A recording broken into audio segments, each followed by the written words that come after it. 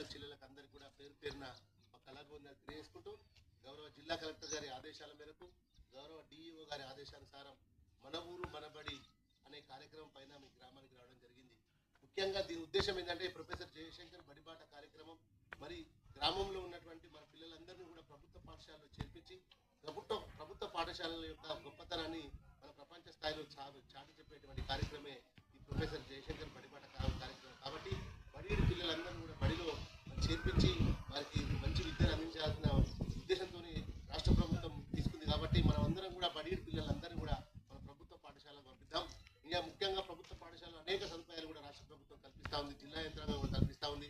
పిల్లలకు యూనిఫామ్స్ కానివ్వండి, అదేవిధంగా మధ్యాహ్నం భోజనం కానివ్వండి, నాణ్యమైన విద్య కానివ్వండి, కంప్యూటర్ విద్య కానీ అనేక రకాలుగా రాష్ట్ర ప్రభుత్వం చేస్తూ ఉంది. కాబట్టి బడి పిల్లలందరినీ కూడా మరి ప్రభుత్వ పాఠశాలకు పంపించాలని మనస్ఫూర్తిగా తెలియజేసుకుంటూ తెలంగాణ సాంస్కృతిక సారథి కళాకారుల బృందం ఈ గ్రామానికి రావడం జరిగింది.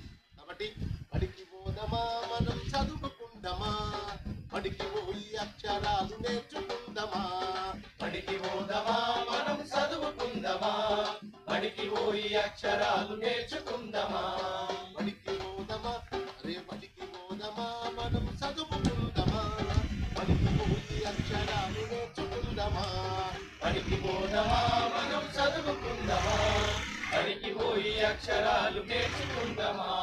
తెలంగాణ సర్కారు చదువు నేర్పకదిలినాది, తెలంగాణ సర్కారు చదువు నేర్పగలిగినది, బడి వయసు పిల్లలను బడిలో ఉంచాలంటూ బడి వయసు పిల్లలను బడిలో ఉంచాలంటూ బడిబాట కార్యక్రమం గ్రామ గ్రామాన మనం బడికి పోదమా మనం చదువుకుందామా, బడికి పోయి అక్షరాలు నేర్చుకుందామా, బడికి పోదమా మనం చదువుకుందామా, బడికి పోయి అక్షరాలు నేర్చుకుందామా, మనం బడికి పోయి అక్షరాలు నేర్చుకుందామా, బడికి పోయి అక్షరాలు